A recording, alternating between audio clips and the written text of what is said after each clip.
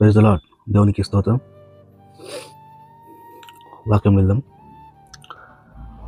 Matthew 22:14. Mattayi సువార్త 22:14. Yes, many people are invited but only a few are chosen. జాగ్రత్తగా వినండి, జాగ్రత్తగా వినండి. Yes, many people are invited but only a few are chosen. అర్థమవుతుందా? ఈ వాక్యం మీకు అర్థమైందా? మీకు అర్థమైంటో ఎగ్జాంపుల్ చెప్తాను. ఇప్పుడు ఒక పెద్ద మీటింగ్ అయిందనుకోండి, పెద్ద మీటింగ్ అయితే ఆ మీటింగ్ ఏం చేస్తారు, అందరినీ ఇన్వైట్ చేస్తారు. ప్రతి చర్చ్కి వెళ్ళి పాంప్లెట్స్ ఇచ్చి ఇట్లా మీటింగ్ జరుగుతుంది 3 రోజులు రండి అని చెప్పి అక్కడక్కడ ఏం చేస్తారు, బ్యానర్లు పెడతారు. అయితే వాళ్ళు మనం ఏం చేస్తున్నాము, ఇన్వైట్ చేస్తున్నాం. ఓకేనా? Many people are invited. వాళ్ళని ఏం చేస్తున్నాం, మనం ఇన్వైట్ చేస్తున్నాం.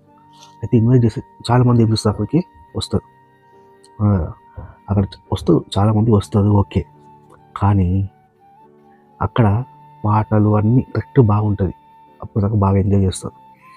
వాక్యం స్టార్ట్ అవుతుంది అని చెప్పేసరికి ఏమవుతుంది, సగం మంది ఏం చేస్తారు, అక్కడ నుంచి వెనకకి వెళ్ళిపోయి ఏం చేస్తారు, అక్కడ బుక్ స్టాలు అవన్నీ ఏం చేస్తారు, అక్కడికి వెళ్ళి కొనుక్కోవడం అనేది స్టార్ట్ చేస్తారు. వాక్యం అనేసరికి కొంతమంది వెళ్ళిపోతారు.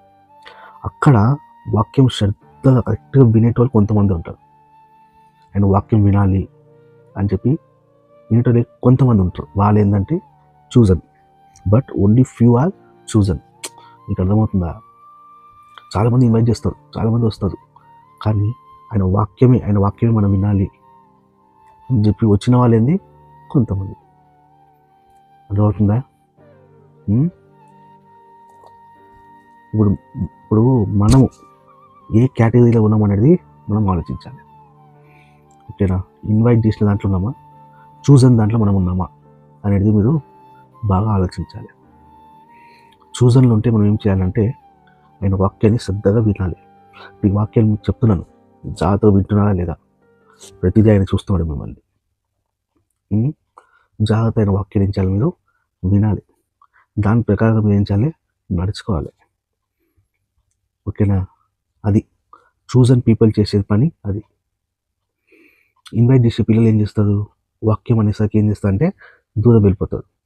కానీ చూజన్ పీపుల్ ఏం చేస్తారు, అక్కడనే ఉండి ఎండయ్యే దాకా వాళ్ళ వాక్యం అని చెప్పే దేవుడు మాట్లాడే వాక్యము జాగ్రత్త శ్రద్ధగా వింటారు. వాళ్ళు చూజన్ పీపుల్. మీకు అర్థమవుతుంది కదా? అర్థం కాకపోతే మళ్ళీ ఒకసారి వినండి, ఈ వాక్యం చదవండి, వినండి, బాగా మంచిగా అర్థమవుతుంది.